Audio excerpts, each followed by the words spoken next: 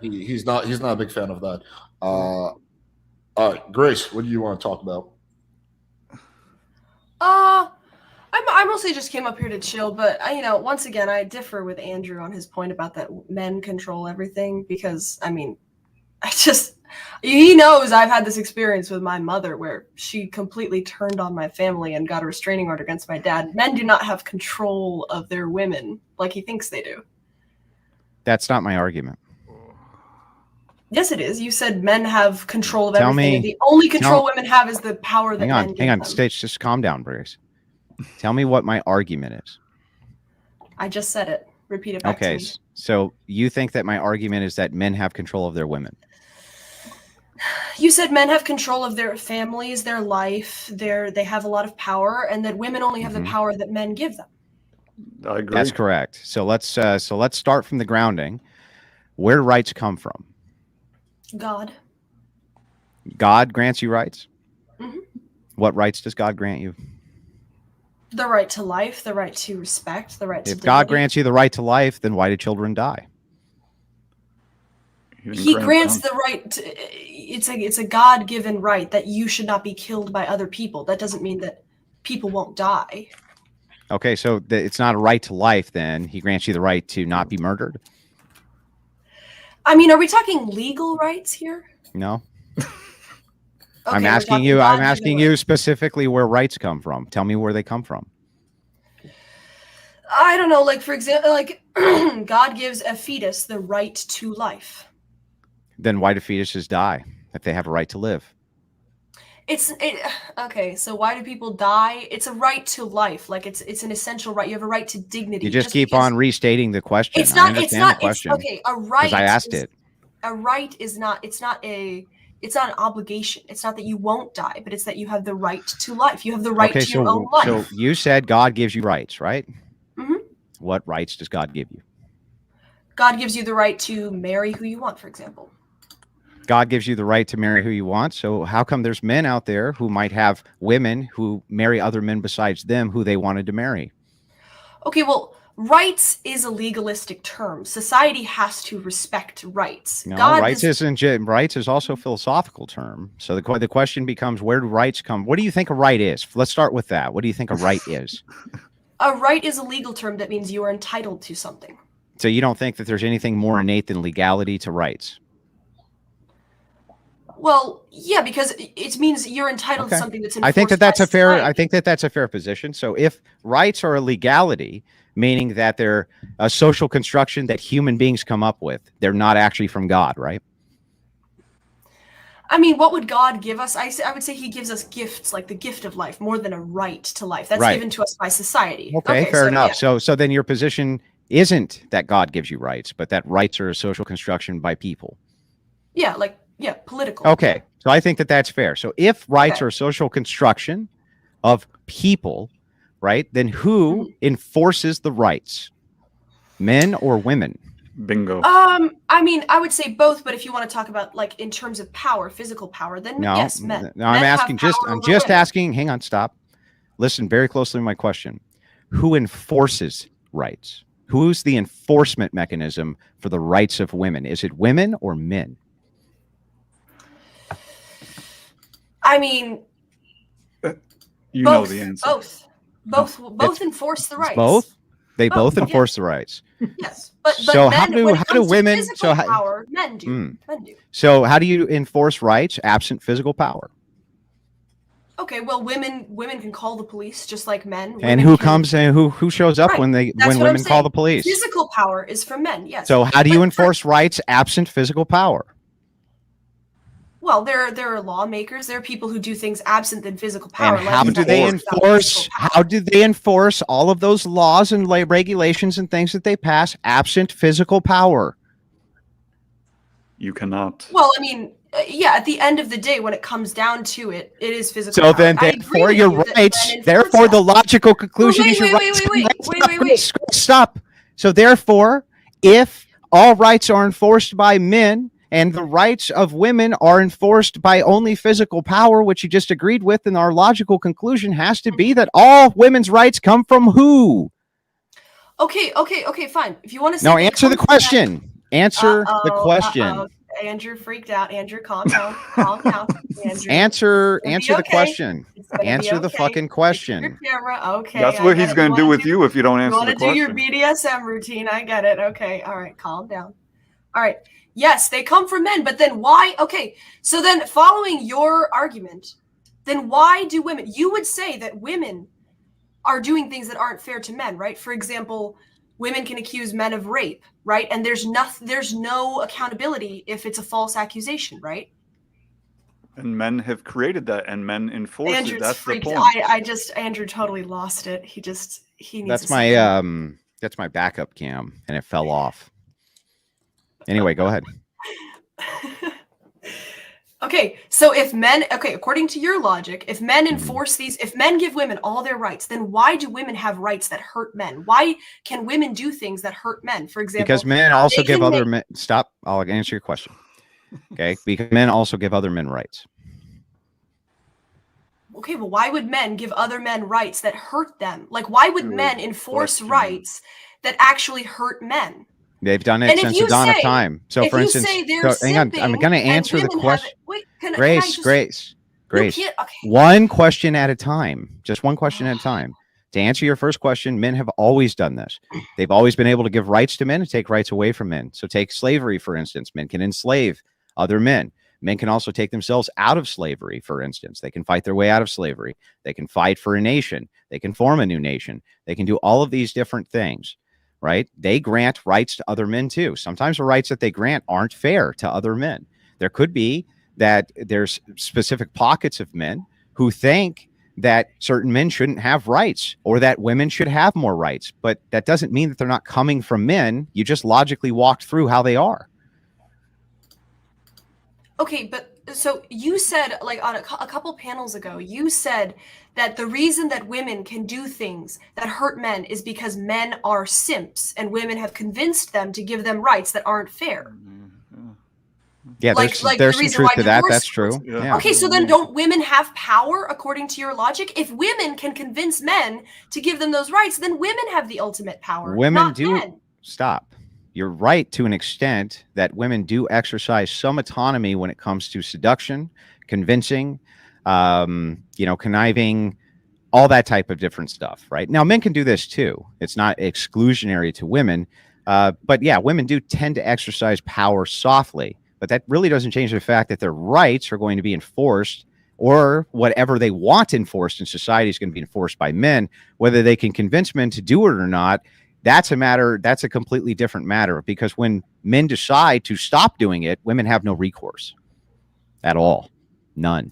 But if women can convince men to do something, then women are the ones who have the ultimate power. Yeah, but men can convince men to do because men can convince men to do it too. So it's never an equal playing field.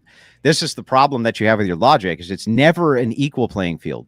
Everything that a woman can do, as far as conniving, backbiting, even seduction, all of these different things, men can also do those things. The only difference is that women will always have to rely on men for the enforcement arm of whatever outcomes they want to see in society. Always.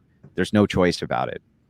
So here's the distinction. So if men collectively all get together and they say, you have no more rights, women have no more rights. But if women all get together and say, men, you have no more rights, we go, fuck you. And there's nothing women can do about that. That's the distinction. Oh, okay, but let's say all men come together and say women have no rights. Okay, do women still have inalienable rights given to them by God? No, this is axiomatic. Just like you just agreed, there's no rights inherent from God. The reason that you agreed to that is because if we say that you have a right and yet the right's not enforced, how is it a right? This is a good comment. But just because something isn't enforced doesn't mean it's a right. Just because something's isn't enforced doesn't mean you just got done telling me, Grace. You said that rights do I have a right? Wait. Do I have a right over my own body? Legal. Do I have a right over my own body? You don't have any rights. I don't think rights exist. I think they're made up fiction. What? Your whole argument is that men will always be able to enforce rights. Yeah, because the men are the ones who determine what rights are. No, God is the one who determines what rights are. You just got done saying rights are only legal. They are respected by society, but if somebody rapes me, I still have the right to my own body. I still have the right. They are just disrespecting What gives you that my right? God. It's So a then how come God-given God right. doesn't stop you from getting raped? Because God does not. I mean, that's a stupid question. God doesn't. Well, then answer the control things question. exist. If God it's a is not a stupid question, legal then answer it. entity. If it's not Right. So respected then, by so then we're society, back that to doesn't mean that I then don't we're have back to it. You just said legalese. I don't have any rights. We're back I to do have a right legalese. over my own body, right? This As is a person. stop, Grace. You can't make the conflation of legalese versus right from God. You say God gives you the right to not get raped. Then how come you can be raped if you have such a right? Answer my question. Well, would you say that I have the right to? Don't have answer my control over question my with own a body? question. Answer my question. How does God allow things? Okay, do you have? How does God allow? That's not my question. That's not my question. My question specifically, I'm going to tell it to you again. If you have a right from God to not be raped, then how come you can be raped? Okay, if I have a right from society to not be Don't raped, answer how my come I can be question with a raped? question. Just It's answer my things question. happen. People get disrespected. Stop answering my question with a question. Just answer my question. She can't answer it. God is not a legal arbiter. You can't You're say well, that. I didn't say he was. You say you're making the conflationary you term believe again that- between legalese and an inherent right. So I'm saying if you have the inherent right to not get raped because God gives you such a right, then how come you can still be raped? It makes no sense.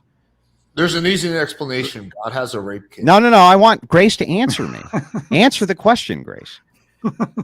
You can just say that you don't know. Society has rights. You could say, how come society gives you the right over your own body and yet you can still be raped? Does that mean the right doesn't exist? Yes, and that's my argument. Thank you. Okay, so society says that you have a right to your own body, and people disrespect that and break the law and violate your right, and yet that means because the law, that you because absent don't enforcement, there is have no that law. right. Yeah, that's right. What makes it an actual right that can't be taken away? Absent enforcement.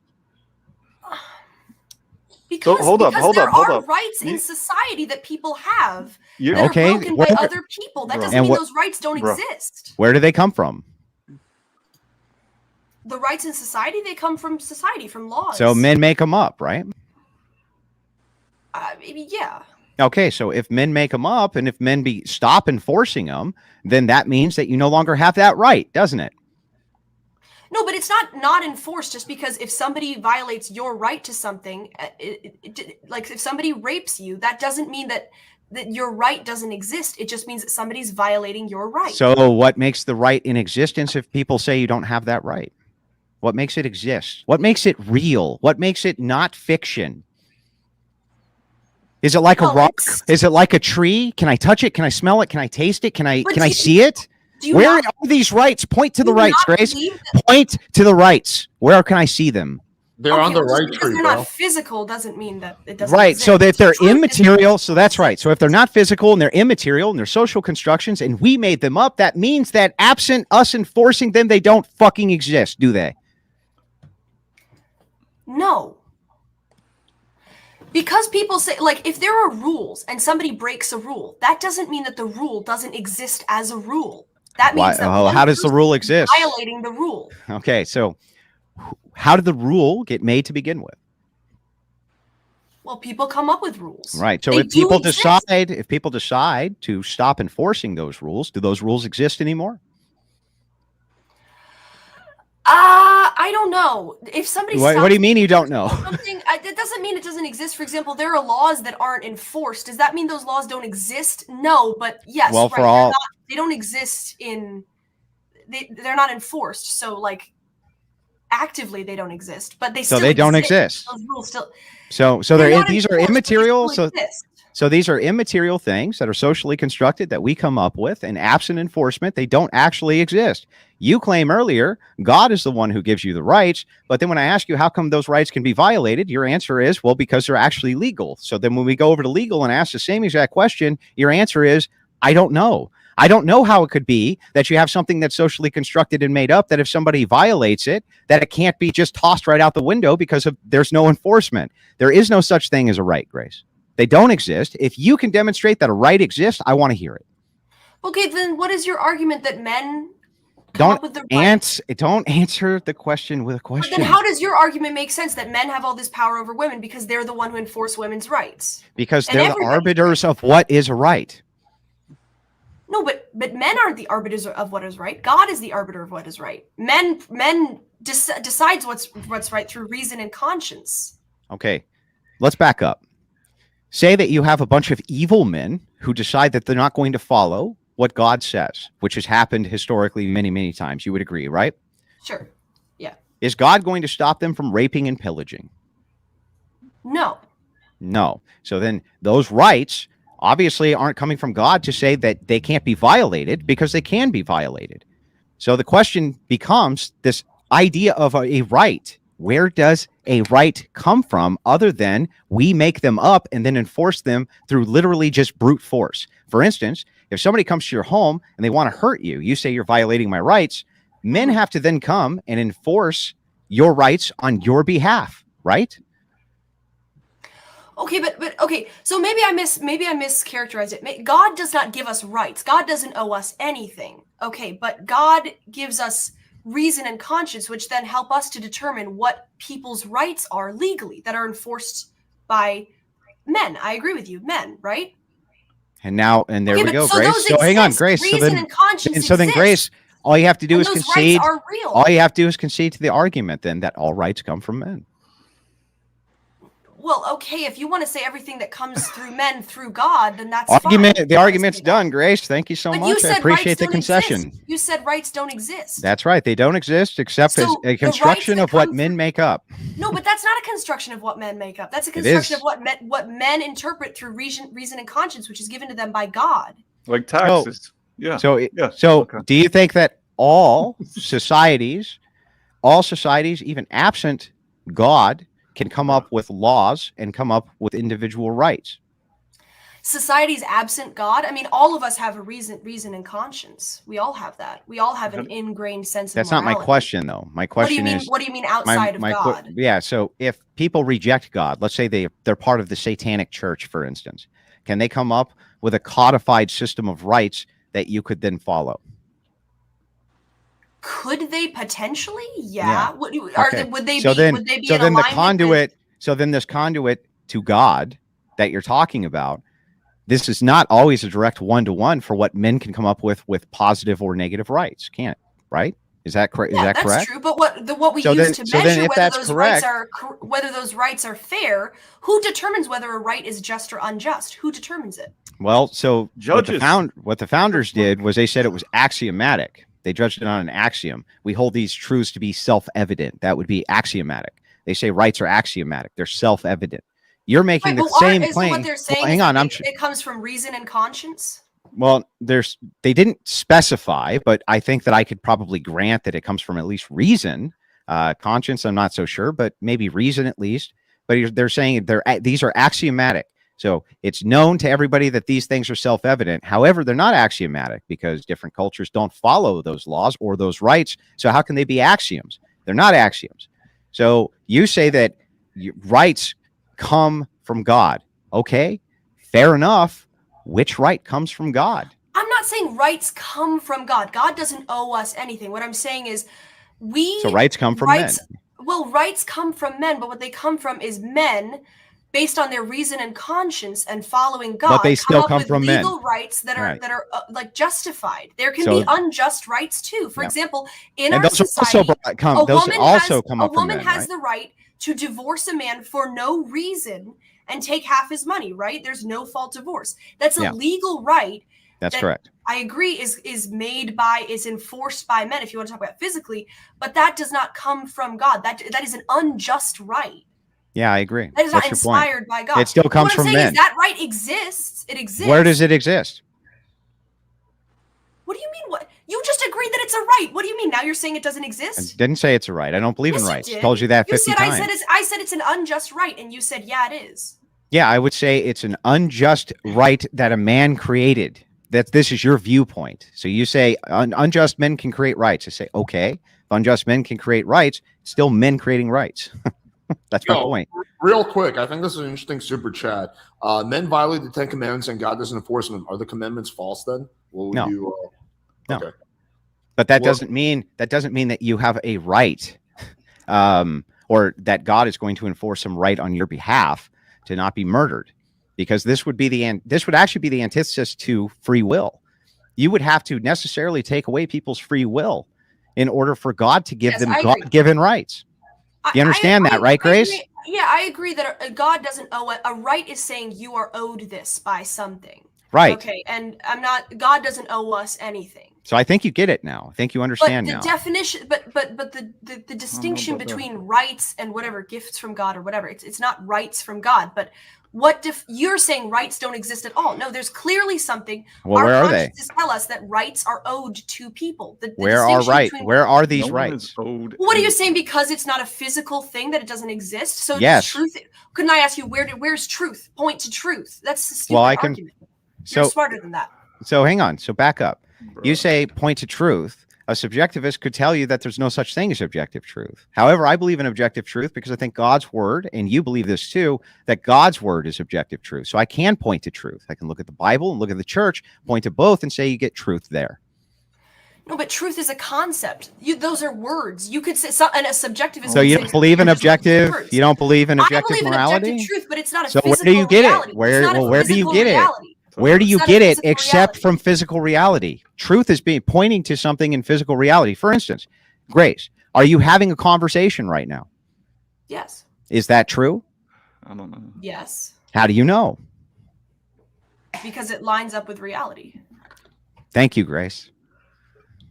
But well, how do I know that? Well, yeah. Okay, so you're saying that metaphysical concepts are all based in physicality. So do I have a conscience? Do you have a conscience? I think you do. Yeah, probably. Okay, is that a physical reality? Conscience? I think Yeah. that there are physical parameters that assist or desist with conscience or But conscience. is a conscience a physical reality? Yeah. I'm trying to figure out what you mean by this. Don't Is answer that. conscience, or are you talking about consciousness or your conscience? No, conscience, your sense of right and wrong. Is that a physical reality? I think that there are physical elements which relate to it so that you can No, but inform it's whether or yes not or no. conscience is correct. Well, conscience saying- is a conceptualization of a physical manifestation of X thing which happened. Yo, real quick, this guy's super chat, so I want to read this. Grace, ask Andrew if rights don't exist. How can they be enforced by men or come from men if he thinks it's non-existent? God, this is so low tier. I've answered this 40 times. I know. It's a please don't. social construction. Rights are a social construct, so they don't exist in material reality. There is no such thing as a right to material reality. It doesn't exist. It's like gender. It doesn't exist in material reality. It's a made-up terminology, which points to a concept, and the concept is just X thing cannot be done to you, or else there's going to be enforcement which stops that thing. That it's an immaterial thing. So I can admit, of course, that you can have a conceptualization as a social construction that you call a right. I think that that's fair to do, but that really doesn't have any bearing on whether or not it objectively exists, because it doesn't. Okay, but you just said, how do I know what truth is? And you said you could point to the Bible and say that's the truth. So if you say, Well, how do you know I'm giving you if examples. you say, how do you know what rights are? Can't I point to the Constitution and say there they are? Well, you can point to the Constitution and say there's a piece of paper there. There's writing on that piece of paper, and the writing expresses, like the Second Amendment says, a well-regulated militia being necessary to the security of a free state, the right of the people to keep and bear arms shall not be infringed. Verbatim. Okay. Mm-hmm. What makes that true? But can I ask the same question of you? If you point to the Bible, Well, if I say, don't what's ask truth? me. If Don't I say ask me a what's truth, question and you say again. I point to the Bible, Just and say answer the that's true. question. Answer the question. What makes that it true that a well-regulated militia is necessary to the security of a free state, that the right of the people to keep and bear arms should not be infringed, your Second Amendment right? What makes it true when people can come in and infringe right now on your Second Amendment right? What makes it true? I actually don't think that's a true right. I don't think you have the right to bear arms against your, Because the rights are your just in your government. head, and they're socially constructed, and you made them the fuck up. Everybody makes them Couldn't the somebody fuck say up. that about the Bible? If I ask you, They could, what's but then we true? could get But what's into the differential? because you cannot have objective standards of truth without a grounding foundation of God. It's impossible. That's why. So we know we have knowledge through our epistemology because of our faith in God. Catholics believe this exact same thing. But what I'm saying is, you say they're not real. You're saying But rights I'm aren't saying, real. yes, they're not real. But they're also not metaphysical. They're socially constructed. This is just However, there are metaphysical things which are real, like consciousness, the mind. That would be metaphysical. It is real. The laws of logic are immaterial, but they're real. However, these things you're talking about are social constructions. You might as well be talking about a unicorn or a leprechaun or something like this. All right, guys. No, but that's not true. It's not a social construction. It is real. You know that it's real. That a person I'll let you guys know. Not real. Not real. That's Grace, a real. how is it real? How is it real? That's a real truth.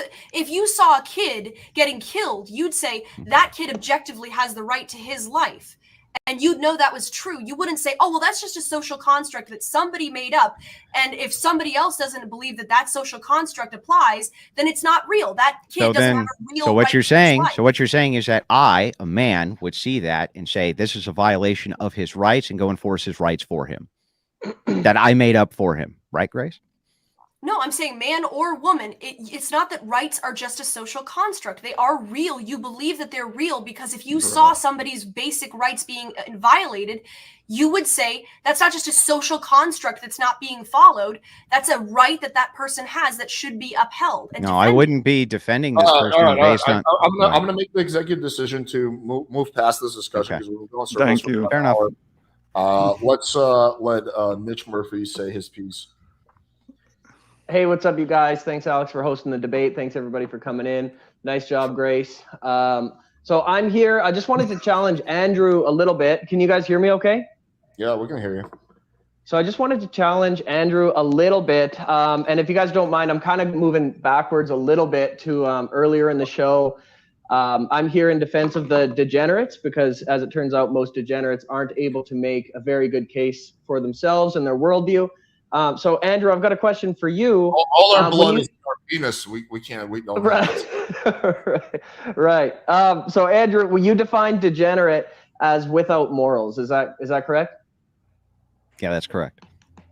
Now, most degenerates that I talk to, if I speak to them, they say, well, I make up my own morality.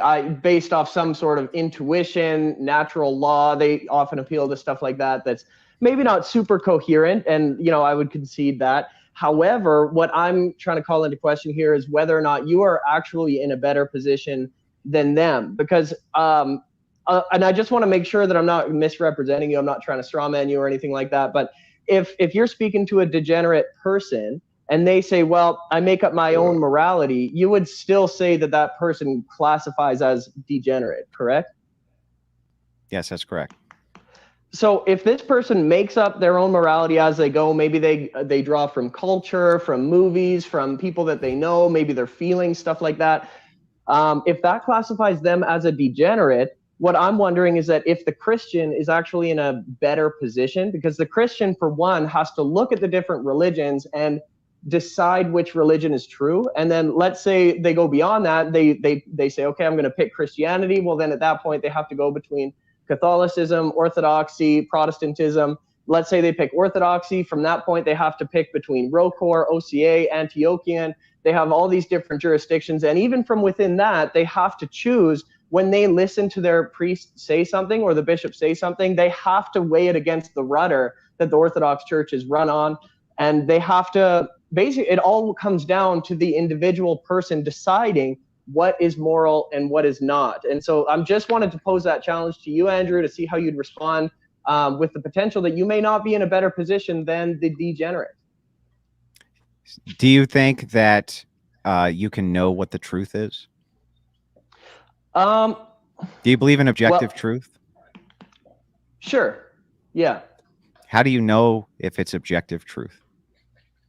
Well, if I was a degenerate, I might say it's based off my intuition, or if I was in a different position, I might say that I weigh it logically. I look at the different worldviews. So if you have one person who has an intuition for something which is true, and a second person has an intuition which is against that, how would we arbitrate which is correct? Probably through the laws of logic, right? The laws of logic are going to be able to defeat intuition? It's not illogical to kill oftentimes, It's not illogical to kill somebody. Tell me why it is. What's the performative contradiction with killing somebody? Why would that be a violation of the laws of logic, sir? Well, I guess you could say. Show me the performative contradiction. Mhm. That would be the only thing that could violate the laws of logic. What is the performative contradiction of killing somebody? Man, he's using a lot of big words, getting me all spun up here. I guess what I'm saying is that if you Answer are my picking, question. I just listen. You remember how you answer, or you asked me 4 different questions, and I said yes, that's correct, absolutely, yes, yes, yeah. Just answer my fucking questions, okay? So I want a specific answer to this. Is it right or wrong to have sex with a corpse? Wrong. It's objectively How do you wrong. know? How do you know it's objectively wrong as an atheist to have sex with a corpse? Well, it depends on how hot the corpse is. Well, Answer. I would say because I picked a moral code that tells me it's wrong. And it's, well, if somebody else picks a moral code that says it's right, how do you know they're wrong? Well, I suppose you'd have to argue, right? Which is where logic would come into the play. So give me the performative contradiction. The contradiction is that both people, at the end of the day, have decided to believe something, to believe in an external moral code. And so what's the contradiction? The contradiction is that both people, Alex, it came down to an individual deciding that it's wrong. What's the contradiction? The contradiction is that regardless of which code you've picked, and regardless of who's correct or who's not, both people have picked one. So they're there's both no kind of in the contradiction. So what's the contradiction? Am I missing something here? Do you know what a contradiction? What do you know what contradiction means?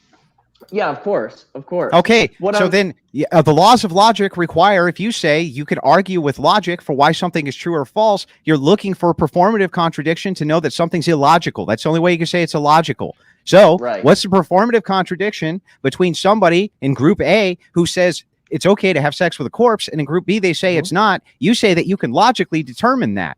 You can only logically make an argument against them by showing a contradiction. So show the contradiction. Well, because your penis will be smelly. Nice. Wow. Not a contradiction. Nice. What's the contradiction, bro? So what I'm saying is if there's two individuals both agree that, let's say, necrophilia is wrong, not just yucky like Alex here, but like two people both say that it's wrong. Yeah, both people say it's wrong. But both people say that the other one's worldview is incorrect. They both have come to this conclusion about something. Yeah. Somebody has to be correct, yeah? Yeah, so where's the contradiction? How do we know which one's correct without the contradiction? So in order to dig up the contradiction, wouldn't you have to use logic and examine both people's That's what I'm asking you. I'm asking you to use logic to show me the contradiction, why it's wrong to have sex with a corpse. Show me. Tell me logically why it's wrong. Can you do that or not? Yeah, I would say it's wrong because I have picked a moral code that tells me that it's wrong. And so if somebody else picks a moral code that tells them that it's right, why would they be wrong? Well, we would have to observe. We would have to observe their worldview, correct? Their worldview is it's not wrong, you dunce. Can I argue for him? Yeah, please, anybody can argue for him. Holy shit. I'll throw in one The thing. argument for against necrophilia would be that it would be dishonoring and disrespecting the dead, because the dead, once a person dies, they don't have a free will of their own. They have a right not to get fucked after they die. So hang on. So let's back up. Hang on. What, you think in your worldview, necrophilia is wrong because a person has right to not be disrespected after death? Yes. And what gives them that right? Men. Because that's basically because they don't have a free will of their own. They don't have their life essence has been. This is all begging the question. What gives them the right? Stop begging the question. Right. You're just reaffirming the question. I know what the question is because I just asked it. Why is it wrong? Okay, here, let me try to explain. A potential contradiction would be that as a human being, your goal is to reproduce, and having sex with a corpse is contrary to your natural, I don't know, purpose. Yeah, with natural reproducing. law. Yeah. Yeah, so that could be one, for example. Mhm. Grace, you don't believe in natural law? You're Yes, not I a do. you're not a naturalist, you're a Catholic. I believe Roman in Catholics natural believe in law. that. What's natural law, Grace? It's the law of nature, the law of what God The provided law us. of nature. Yeah, What like the laws? logic of nature, like Tell what me, Alex said. tell me The what reproductive law. system is Okay. for having children, and so sex should not be had in a way that isn't going open to the possibility of children. Another Condoms, potential birth contradiction control. That's might be natural something law. So then how come, if that's a law, a natural law, how come people can get pregnant outside of marriage, Grace? It's not a law, like it's not a legal law, it's a natural law. That's how So then things it's not a work. law. It's Then it's not a human law. nature. Then it's not a law. It's the law of nature. You just said it's a law of It's not nature. legalistic. No, you just said Do you, that it's a do you law think that of nature. do you think the phrase natural law means something that's enforced by judges? No, Well, it's saying What it's is it? it's the way that it's human nature. It's the way that nature works. It's the way that nature works. So you would say that nature works in this way, that if you have sex with a woman, they get pregnant. Yes. So how's that a violation of natural law, Grace? Because natural law is that what are you saying? What are you saying? Well, you said- Natural law also implies that because a man and a woman have sex to reproduce a child, that the man and woman should both take care of the child. So that's why it's against natural Why does law. any of that require marriage, Grace? Well, because marriage is the most fitting way for two people Yeah, to but bond. but you can raise still a have the in a child. healthy way. But you can still have the Most child natural outside way. of that. You can still Of have course the you child can. outside of that. Of course Hang you on. can, yeah. Hang on. What makes it unnatural to do so?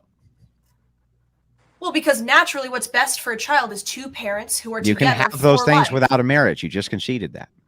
No, that's what a marriage is. Two people. You can bonding have for- that absent marriage. How can you have that absent marriage? That's what marriage is. Two people committing. No, marriage is a sacrament, a religious sacrament. Right, Don't, a sacrament. You're a Catholic. You're a A Catholic. sacrament, but a Are sacrament you married in the essentially- Catholic? Are you married in the Catholic Church if you shack up with a woman for life, Grace? No. No, because it's a sacrament, right, Grace? So how come you can say that that's natural law? Well, How can you say it's natural law that if two people shack up for life, that makes no sense? Well, marriage is natural. It's just the church recognizing and confirming something that is natural law. It's also a sacrament, but it is natural law in the sense that it's the natural way for two people to raise a child in the most healthy way possible. Yeah. What makes it natural if there's no sacrament required? Why should a person become Catholic and engage in the sacrament? If there's a violation of natural law, what's the punishment for the violation of natural law? What is the punishment for the violation of natural law? I guess that you will be unhappy because you're doing things that are unnatural. They're not good for you. Oh, right. Yeah. All these degens, they seem real fucking unhappy when we're arguing with them, don't they? All they do is make the case that pleasure is the maximum. Pleasure is everything. That's what they're always arguing. Could you argue then that hedonism is part of natural law, since that seems to be the predilection of most people to move towards that? Well, I mean, no, because natural law is sort of like morality, right? It's like kind of like it's like a guideline to help us live the best lives possible, right? So like the sacrament. So then there is adds no God's- natural law? The sacrament adds God's grace. So it's to the God's law, union. not natural law. There is no laws Well, of natural nature. law is God's law. God made nature, right? Well, I mean, God, by this logic, though, God made everything, right? Yes. Okay, so if God made everything, does that mean that the people he made who are hedonists are supposed to be hedonists? No, because the No. punishment for them not following natural No. law is their own misery. For example, if you have a lot of sex will become something that doesn't bond you. You can't produce children in a healthy way. You won't have a good family life, et cetera, et cetera, et cetera. The punishment is your own misery. Is that true in every case? So that's the natural law. Is There's that a true in law every and- case? Yes, that's true in every case. Yeah. In every case, can you demonstrate that it's true in every case that people live their whole life after having a child outside of wedlock with each other and they shack up for the rest of their life, that they're not happy till the very day they die? Can you demonstrate that? Well, they don't have a marriage, a sacramental marriage, you're saying? They don't have a marriage. They're not married. They decided not to get married. We don't want to be married. They just shack up for the Okay, rest of their well, entire lives. Yes. Okay, yes, because if they never commit to each other, and God's grace is not added to that marriage, then they never have a commitment to each other. That's not. They did that's commit not to a each other. stable, No, They they don't committed. commit to each other. They did. They They'll be looked anxious at for the each rest other. of their lives They looked at because each neither of other. them got married. They looked at each other and they said, "We're going to commit to each other for the rest of our lives." Okay, but But we're not going to get married by the Catholic Church. Why Right. wouldn't they get married then? I don't understand. because the they don't want to hypothetical. get married. I don't know, because she doesn't want to. They don't want Okay, to. well, there must be. They just something don't feel. They preventing don't them from- feel like it Why wouldn't they want their commitment? because they don't want a chick to take half their shit. Let's say that. Okay, well, I mean, that's a very specific. I could even see that, like, that's saying that they have an issue with the laws of divorce and stuff.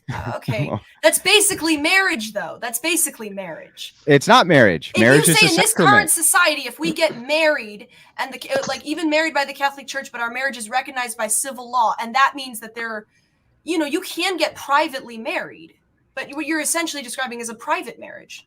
Can you get privately married by the Catholic Church? Well, I mean, you can. Romeo and Juliet, right? I mean, you can get privately. Romeo and Juliet were married. You can make a commitment to somebody that is Romeo and Juliet were married. You can make yes, it's a valid marriage. If you commit to somebody, you don't have to have a representative there. If you commit to somebody, you don't have to. Two people can get married in a desert. Where did Romeo and Juliet get married? They didn't get formally married. You're making a distinction between formal. So shacking up with a chick. Marriage. So you heard it here, ladies and gentlemen. Shacking up with a chick for the rest of your life, that's marriage.